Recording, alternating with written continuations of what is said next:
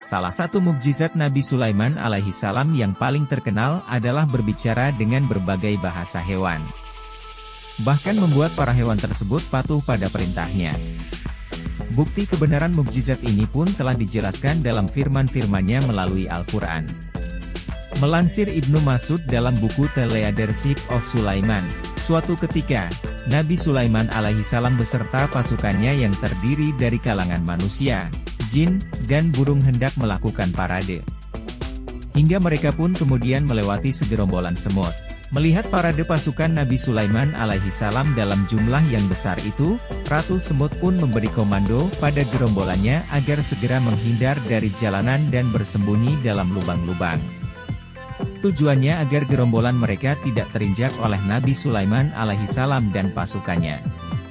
Ternyata, saat itu, Nabi Sulaiman alaihi salam mendengar dan mengerti apa yang dikatakan oleh Ratu Semut tersebut. Beliau pun tersenyum atas mukjizat yang dikaruniai untuknya. Setelahnya, Nabi Sulaiman alaihi salam memerintahkan pasukannya untuk berhenti sejenak. Ia berkata, "Berhentilah sejenak. Kita memberi jalan untuk makhluk yang berlindung kepada Allah Ta'ala."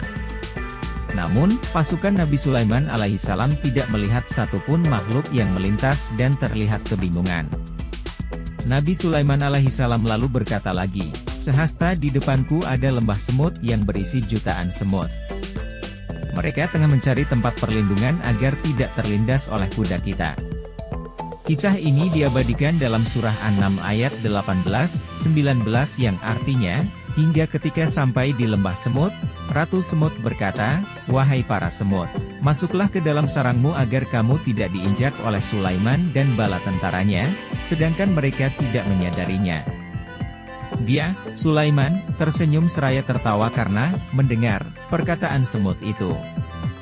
Dia berdoa, "Ya Tuhanku, anugerahkanlah aku ilham dan kemampuan untuk tetap mensyukuri nikmat-Mu yang telah Engkau anugerahkan kepadaku dan kepada kedua orang tuaku dan untuk tetap mengerjakan kebajikan yang Engkau ridai.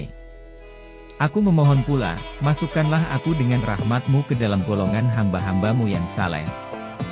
Dalam kesempatan yang lain, Nabi Sulaiman alaihissalam juga pernah menanyakan tentang makanan para semut.